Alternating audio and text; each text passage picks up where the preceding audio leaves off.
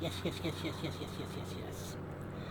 Hey everybody, this is Quentin J. Parker and you are viewing my Flight Sim logbook.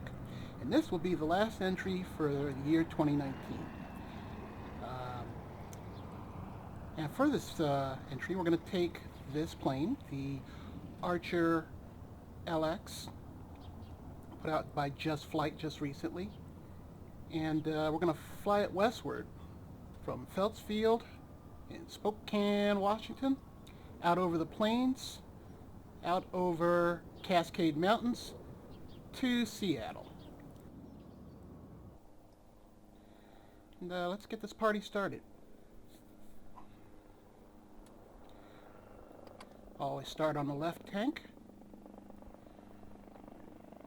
Gonna crack the mixture so I don't foul the spark plugs. Gonna crack the throttle.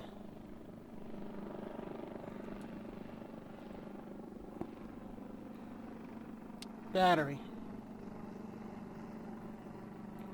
Alternator. Fuel pump. Left and right magnetos.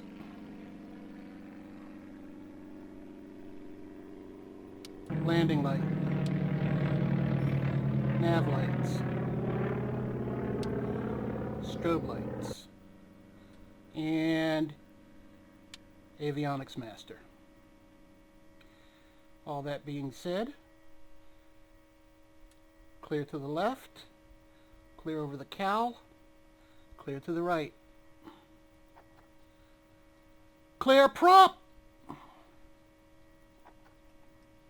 Don't hear anything? Standing on the brakes. Woo! Engage the starter. Alright, we're good to go.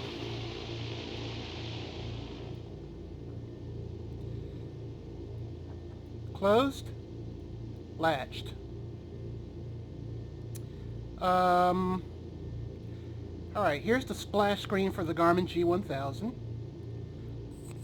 I want to call special attention to safe taxi in particular. Going to release the brakes. We're rolling, we're rolling, we're rolling, we're rolling. Wheel brakes work. Lovely Beacon Hill right to our 12 o'clock.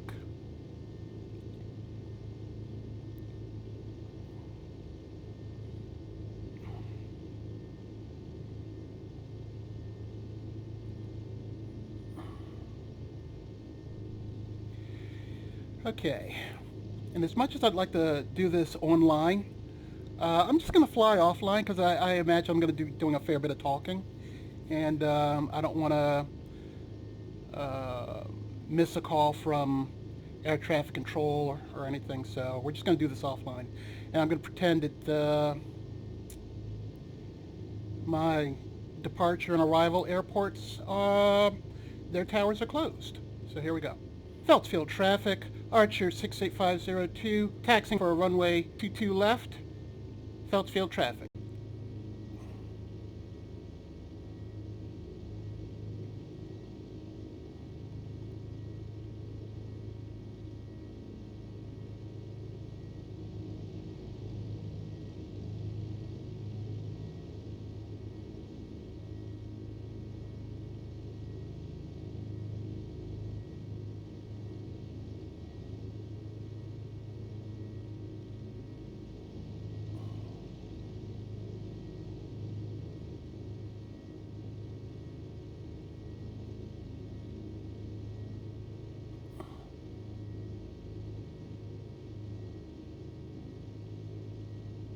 No.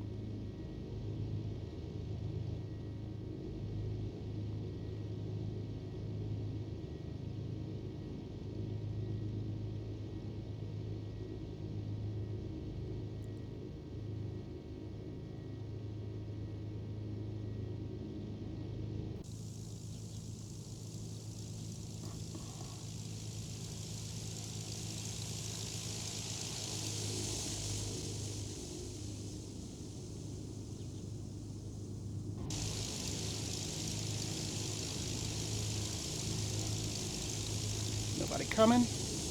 Nobody on channel.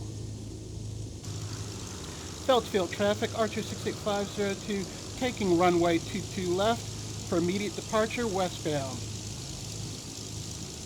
Phelps Field traffic.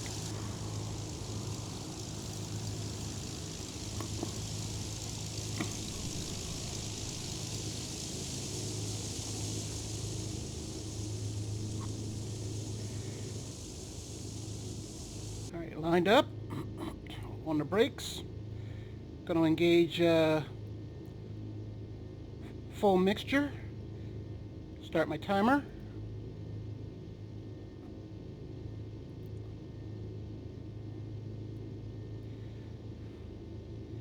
And we're off.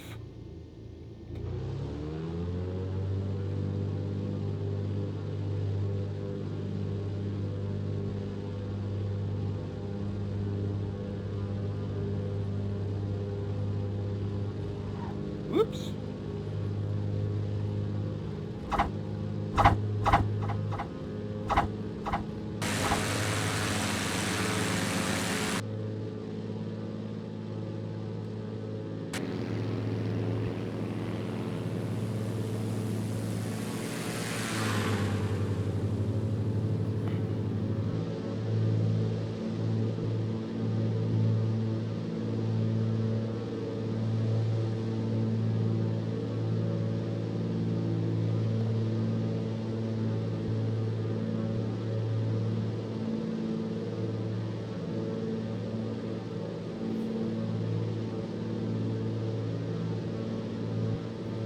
Alright, we're about 500 feet.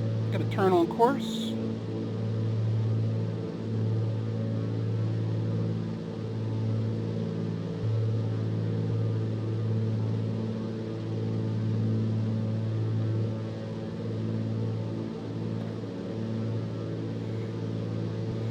Also going to engage the autopilot.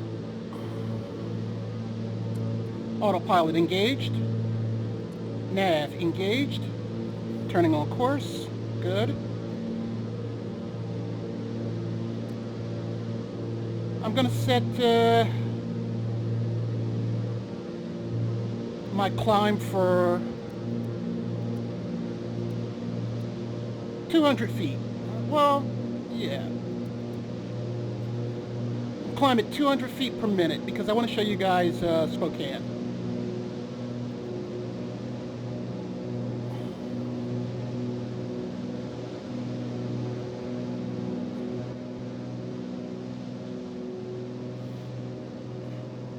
Oh my God, I think that's the YMCA.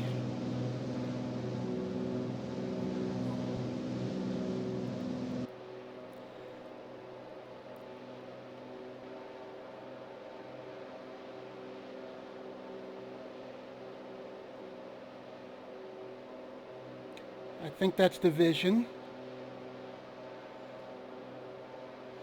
This is certainly downtown. There's the smokestacks.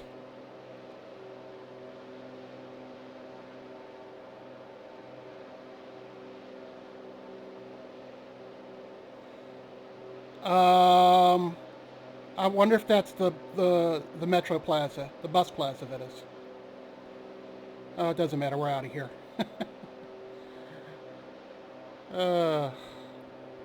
Oh, Spokane.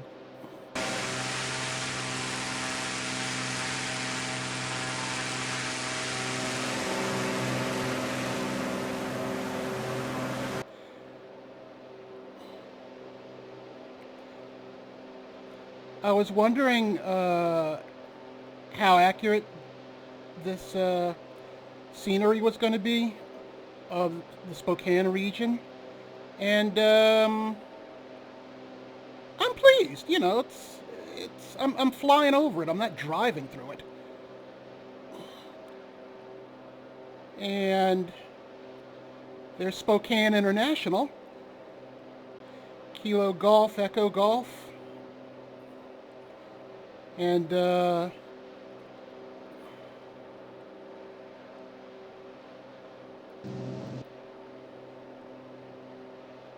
not far beyond it is Fairchild Air Force Base.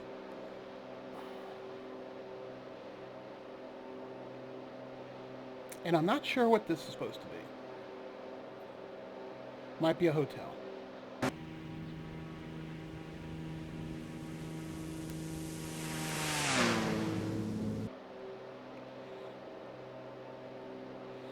Let's engage pitot heat.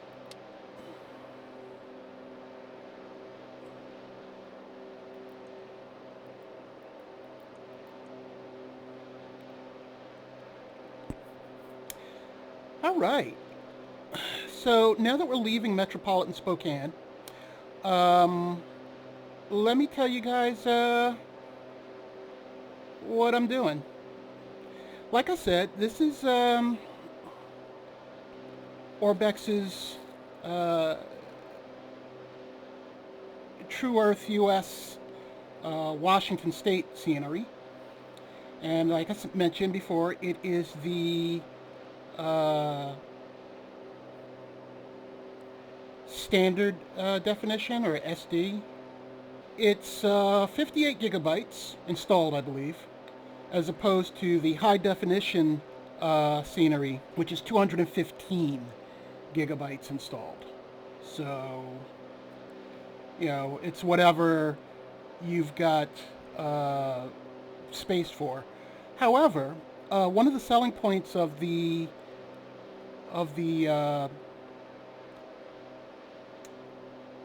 standard definition is that they say that you basically get the same experience once you're above 2,000 feet, and without having seen the HD scenery, I'm willing to accept that.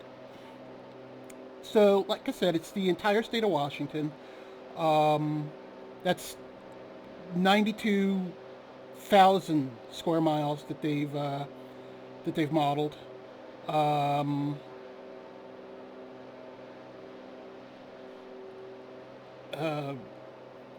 mean, I suppose I could do donuts over Spokane and point, you know, stuff out, but cities that received detail are Spokane, Yakima, Victoria, Seattle, and I think a few other places.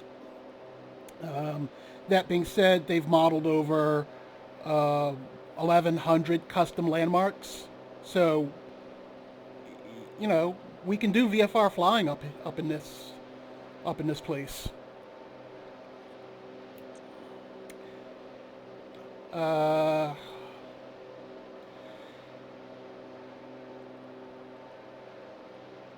I could once we're out this far, I can probably increase my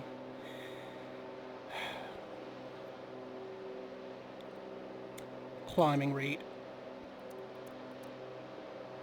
There we go. So it's a beautiful day.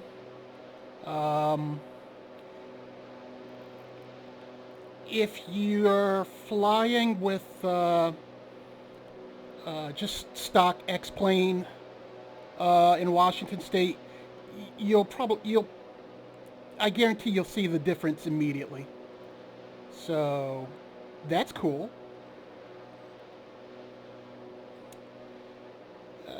You know what? Let's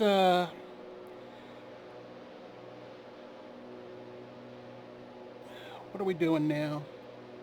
Fuel flows at 22. Fuel flows at 22.8.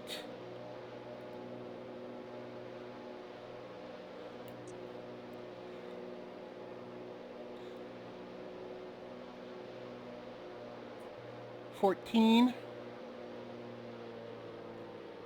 9.1. Let's see if I can do better. 8.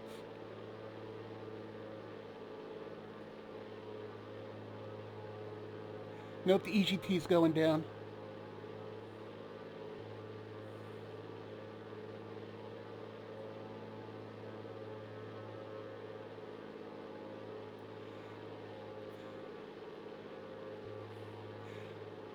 I'm going to call that good.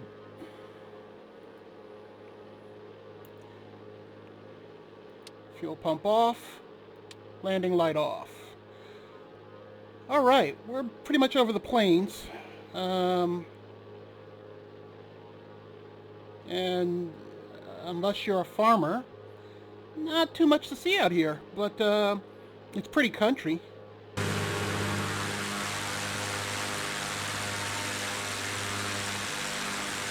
Once we hit the Cascade Mountains, the scenery is really going to pop.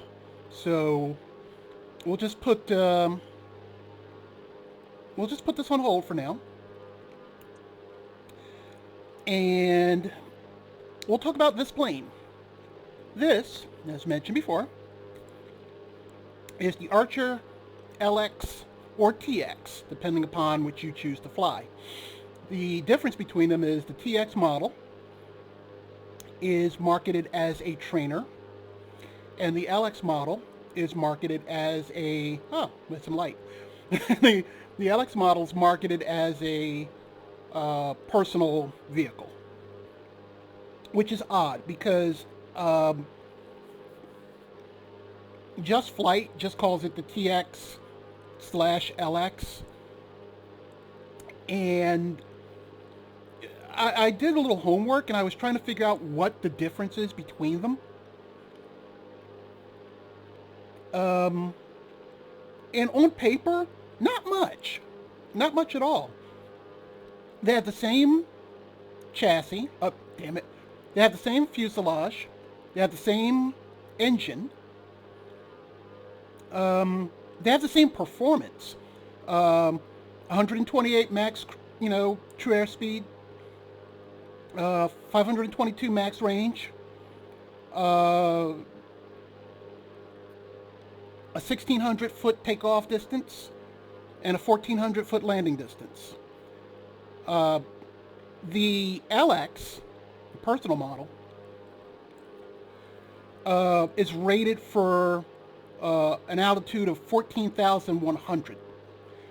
The TX, the trainer, has no indication of what its max altitude is, which I suppose is good. You're not supposed to be getting all crazy in a trainer. But there are differences between them. The LX, the personal model, goes for $389,000. The trainer goes for $370,000. So, I suppose they're optional extras, but just off the bat, the personal model comes with leather interiors and a muffler. Okay, that's probably the big difference. But it also comes standard with wheel fairings, and wheel fairings make all the difference in the world, let me tell you. The trainer apparently does not come standard with wheel fairings, but hang on, I want to get my speed under control.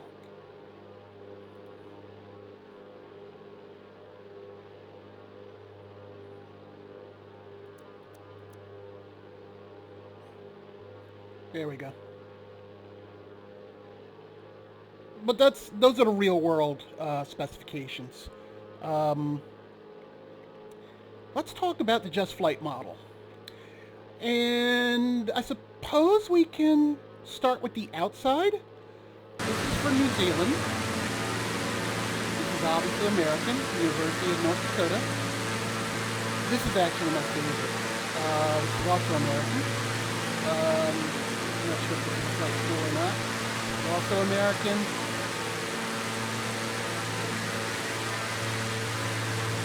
Great Britain.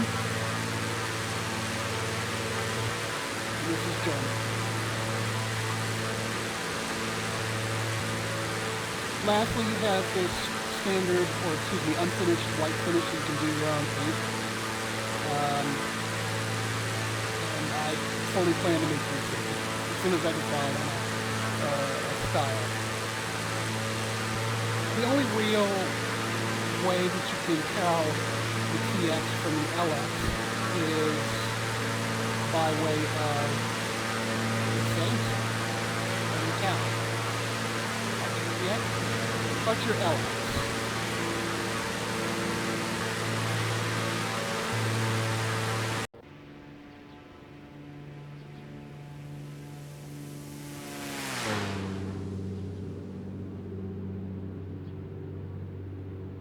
I'm just going to call it the LX going forward. The LX is a modern version of the Archer. It has some interior and exterior refinements, including these this little airfoil here on the end of the wing. That's the most obvious item that I can see.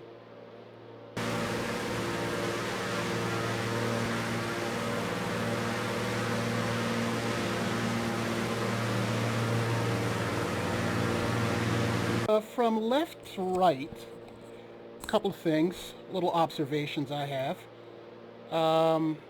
We've already gone over the noise canceling headphones, so that's cool. We've got the EFD 1000 standby instrumentation. Should anything catastrophic happen to your primary and secondary displays,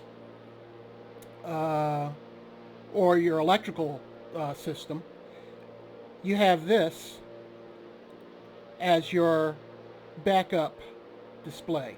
And as you can see, it's fairly well equipped, well appointed. You can navigate fairly well on this. You only have 30 minutes of battery time though, so that should be enough time to get out of a pickle and find a nearby place to set down, whether it's an airport or a grass strip or whatever. We have the primary display, and if you've flown with a G1000 in any other plane, this is all going to be, very familiar to you. It behaves as it's supposed to. One thing that kind of annoyed me was for the virtual cockpit, the autopilot buttons are disabled when the plane first loads. You actually have to go into the plane menu and load them. Like when you first drop into the cockpit, this is what you get. So if you didn't read the instructions and you want to engage the autopilot in virtual cockpit, you might be a little frustrated. Obviously, it comes up in the pop-up panel, but it's just a little annoying something that bothered me. I'll get over it. Here's your communication stack. Pretty standard equipment. Hitting display backup will cause the primary and the secondary display to clone. Or maybe you just want to have your engine instrument on this side. Either way, that's what that's for. The secondary display is pretty much a clone of the primary display. However, it seems to me that there are some functions that are missing. Like this thing is just rudimentary.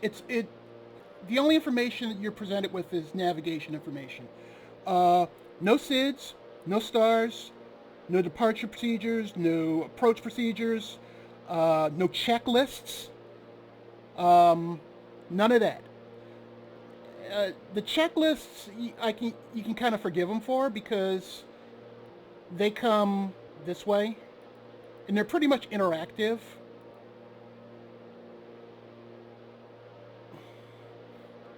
And these displays are pretty much hard-coded. If you're the owner of a GTN 750, it's not going to integrate into the virtual cockpit. I suppose you can bring up the pop-up panel, but it automatically takes dominance and disables anything you're doing on the Garmin G1000. So that's just something you want to keep in mind. No flight charts. I should be able to pull up any airport in its database, and that's just not the case. Oh, hang on for a second. Fuel pump.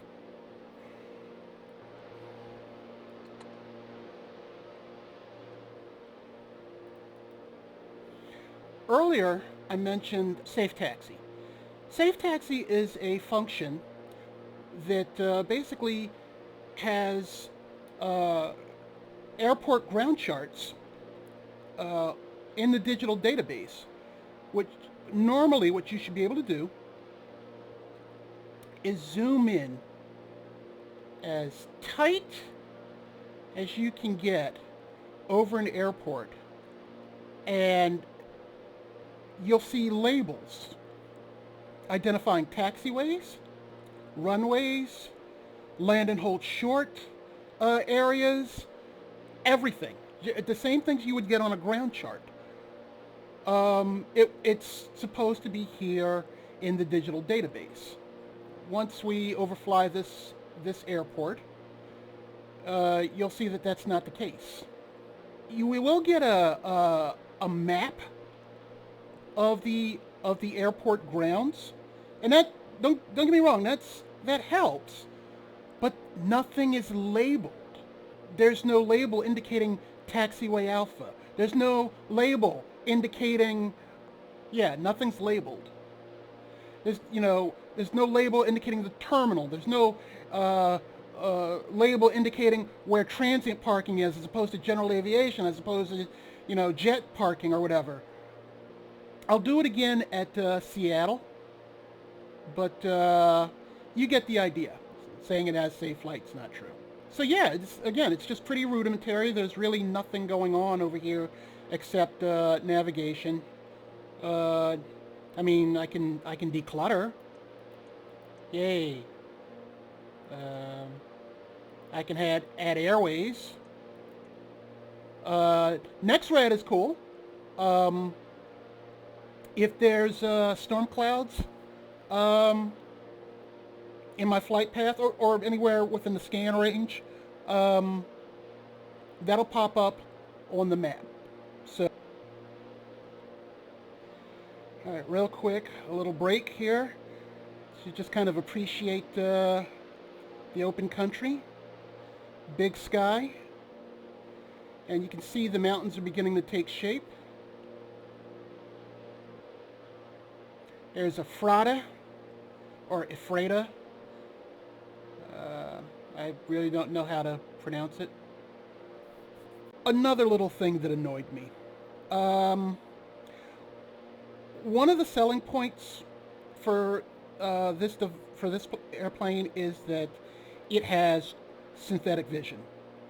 I got problems with that because this is synthetic vision. Basically, it's just it's a forward camera view. That's it. It's a forward camera view, like you'd find in an SUV backing up. I got problems with this because this isn't synthetic view. This is just a camera view, and it does eat away a little bit at your frames, so don't bother. It took off maybe it cost about 3 frames max. 3 frames per second, that is. What time is it? It's 3:30. We're doing 127 true, 182 on the ground. We got a hell of a tailwind. We got a 56 knot tailwind. This is a neat plane. It's a worthy successor. I spent a lot of time in the Archer 3, and it really is a stepping stone between the two, between the Warrior 2 and the Archer LX. So I'm pleased with it. I really am.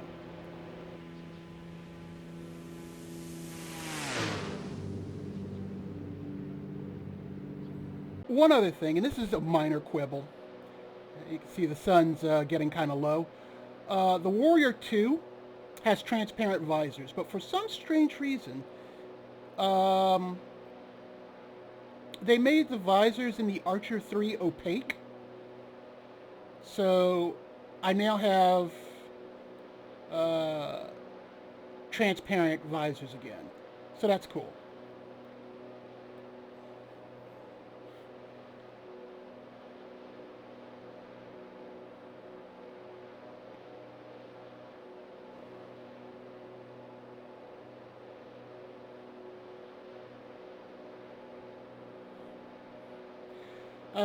We're going to be in the Seattle terminal area in a half hour.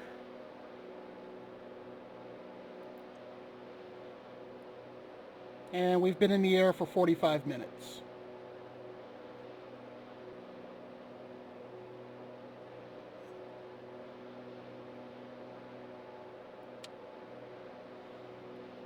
I'm going to arm the ELT.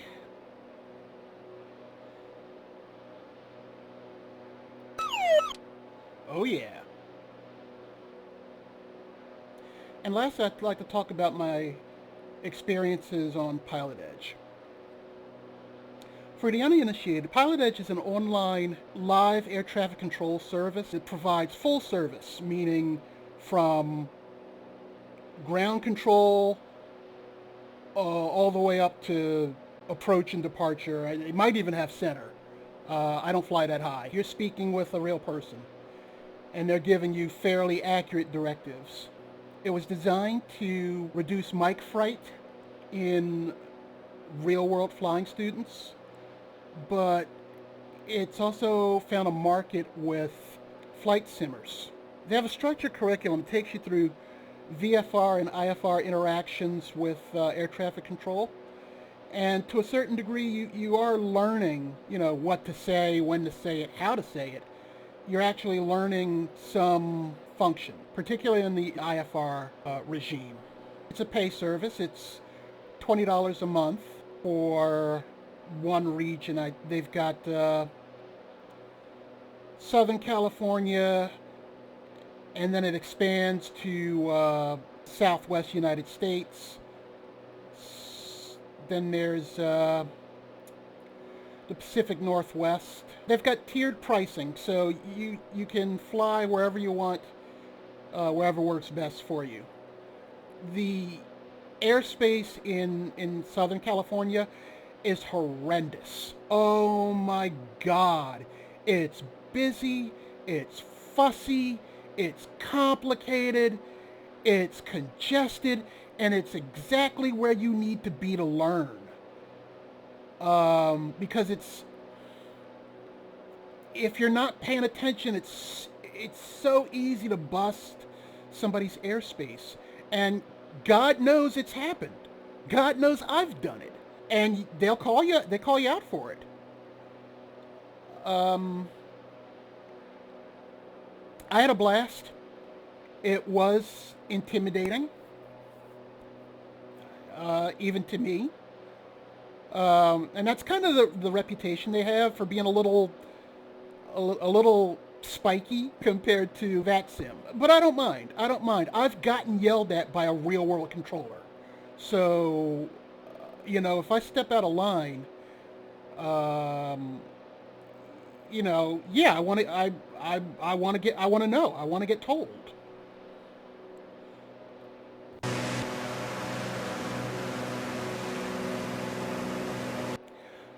So at a base minimum of $20 a month, I would heartily recommend PilotEdge to anyone looking to, kind of stay sharp with their ATC phraseology, or really just to practice operating in complex airspace. If you want to do PilotEdge, I will say that you better come prepared. You better have a metaphorical sharpened number 2 pencil, primarily in the way of knowing your frequencies, at least having them written down. The airspace is so complicated that even what would seem like a simple flight between 2 innocuous airports may involve a tech route, and you need to have that information, especially if you're filing a flight plan.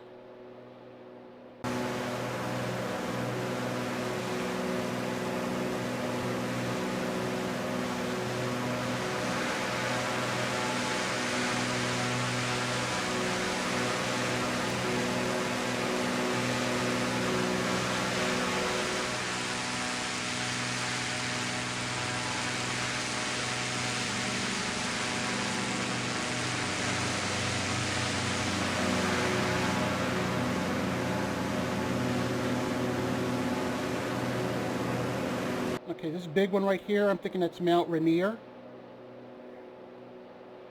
Off right next to it is Mount St. Helens. And this far one out here is Mount Adams. And I'm thinking that's Glacier Peak. So I'm thinking that this would be a horrible place to lose my engine. So let me check my engine real quick. Uh-huh. Uh-huh. We're good. Yeah. Okay, let me check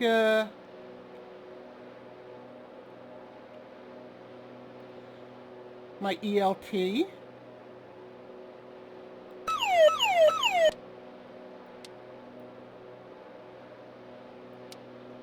Yep. We are good.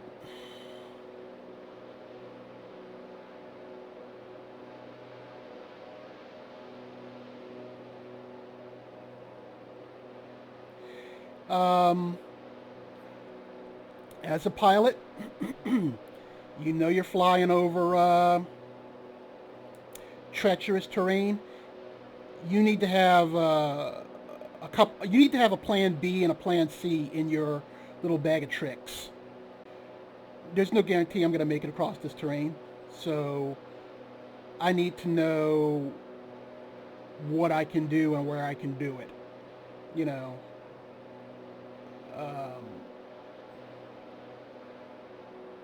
And straight up, I don't have a lot of options.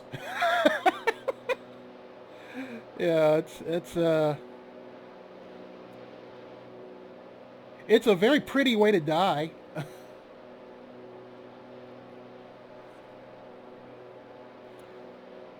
But I digress.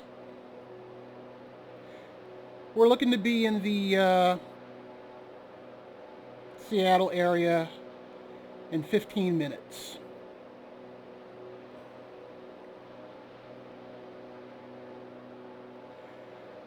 Uh, 15 minutes is 4 o'clock. So the sun's still kind of high. We'll get there before sunset.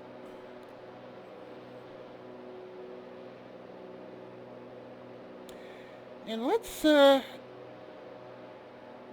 40 miles out. I'm well within range of the ATIS broadcast. Let's see what's going on.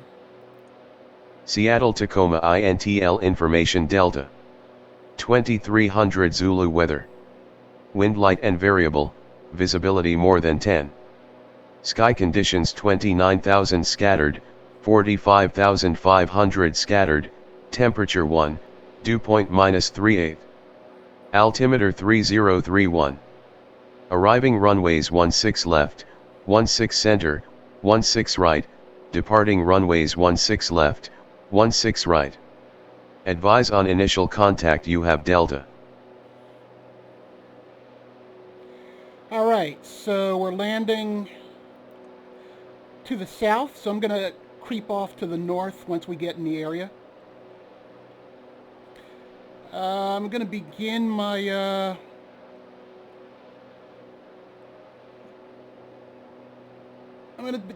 descent after this range right here.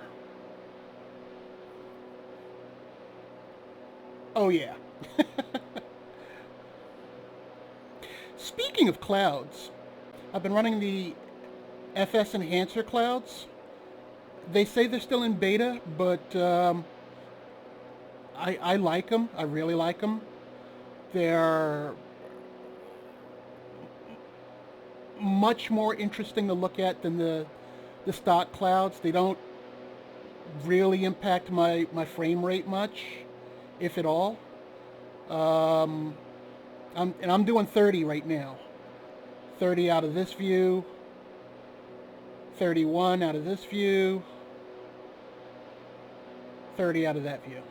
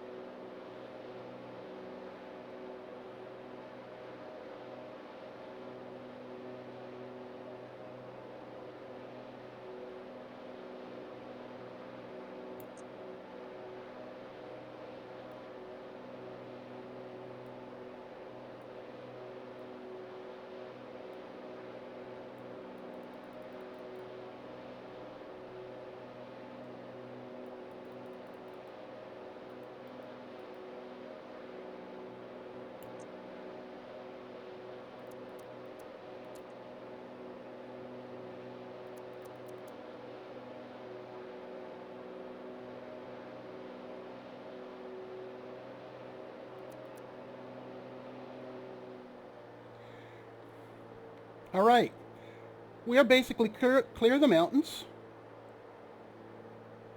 and we are in the Seattle area. So I'm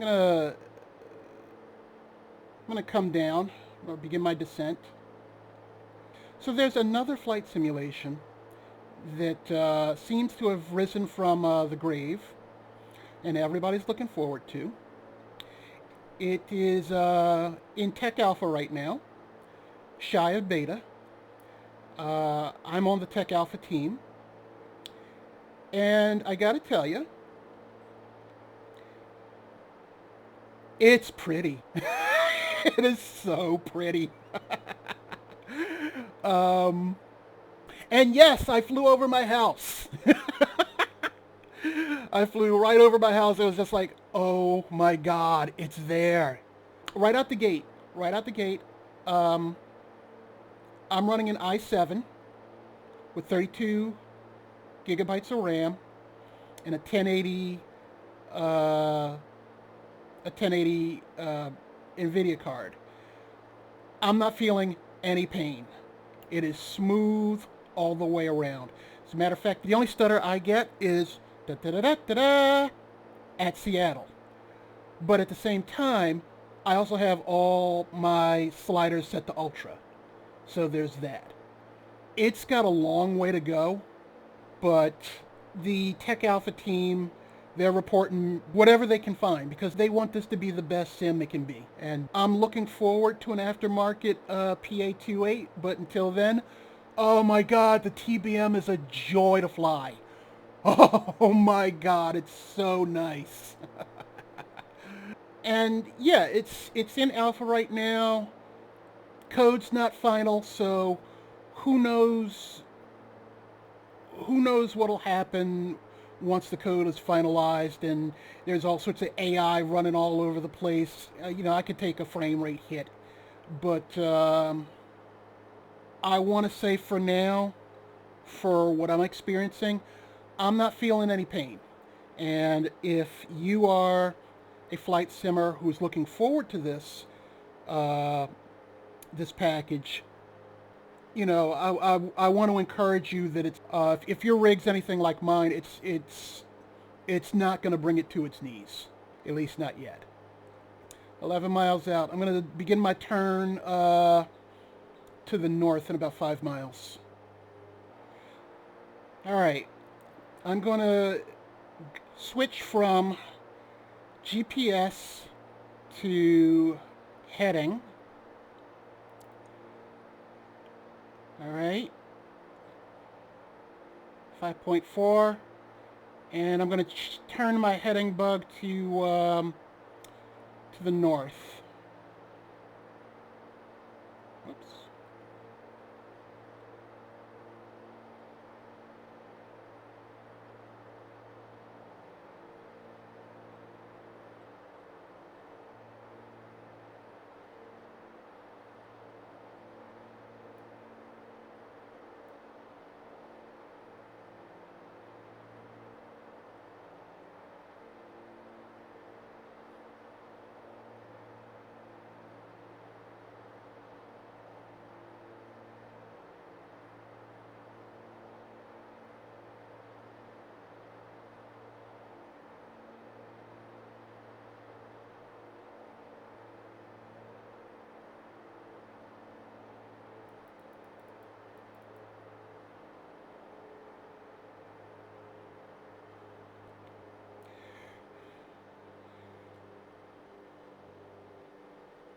All right.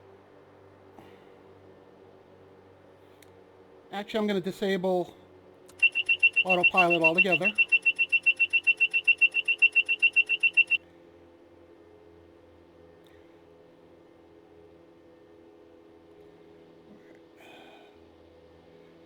Okay. Airport's basically at my 45.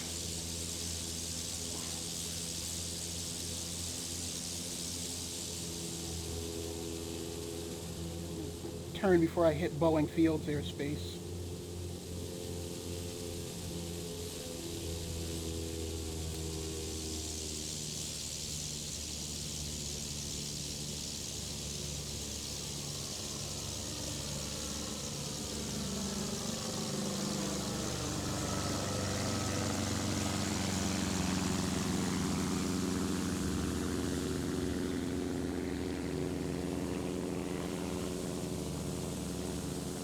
Seattle Airport area traffic.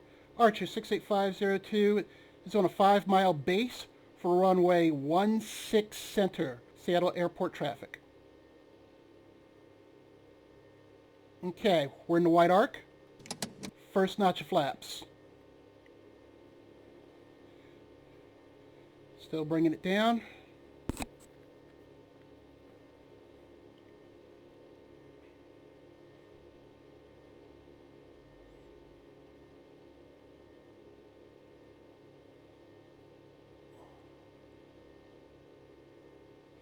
Yeah, I might be really close to Boeing Field. That sucks.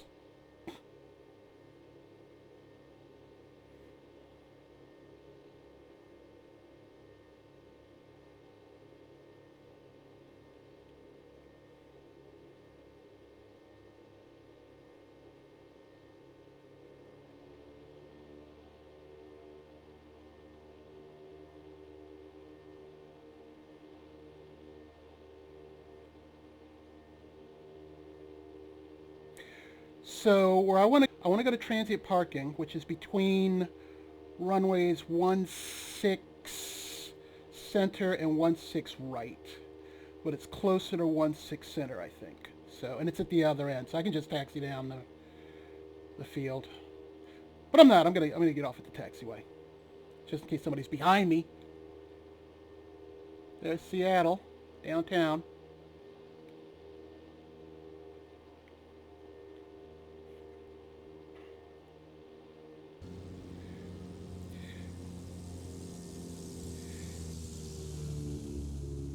Seattle International traffic. Archer 68502 is turning. Final, runway 16 center. Seattle area traffic. Second notch of flaps.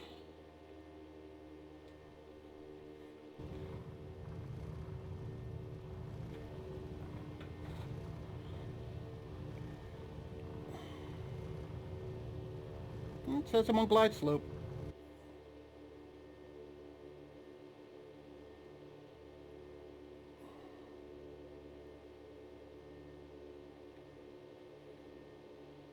Trim it up.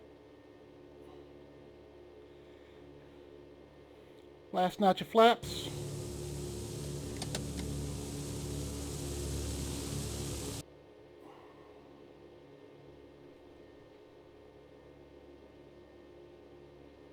"900 feet. Looking good. Says I'm kind of high. I don't mind. Ooh, shopping center. I think the wind's coming from the left. Looks like I'm back on glide slope. A lot of trees over here.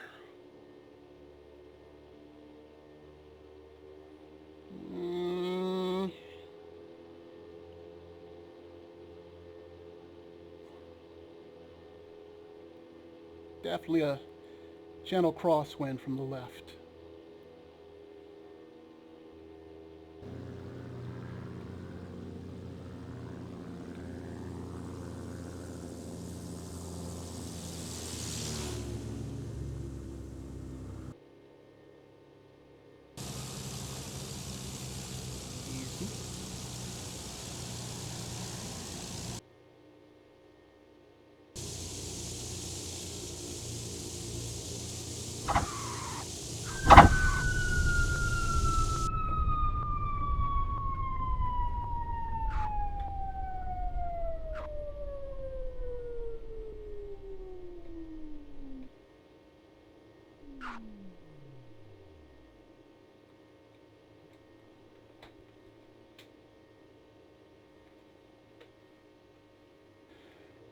Welcome to Seattle.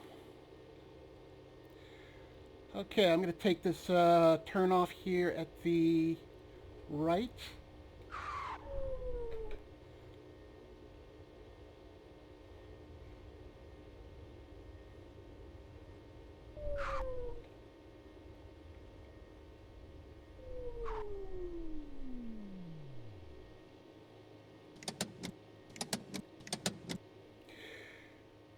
Seattle area traffic. Archer 68502 is clear of runway 16 center at Juliet, proceeding to transient parking via November. Seattle area traffic.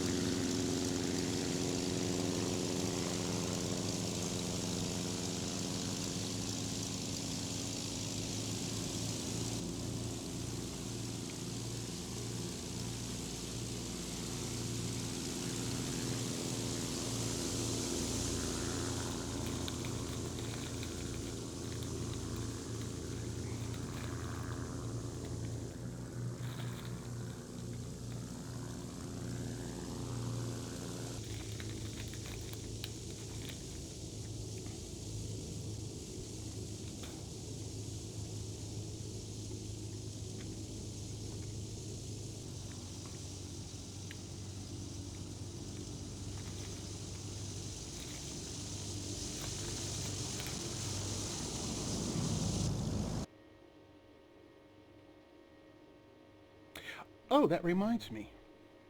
Now that I'm on the ground at Seattle,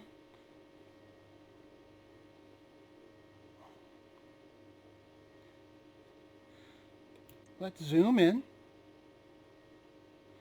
Okay, so we have the layout of the airport, but no labels. That's not Safe Taxi. This is just a layout. That's all it is.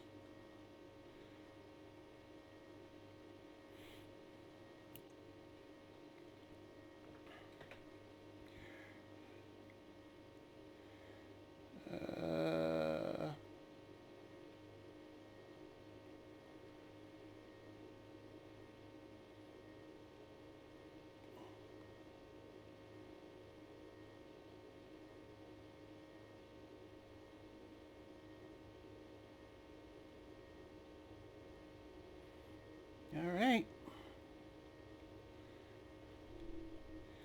Transient parking.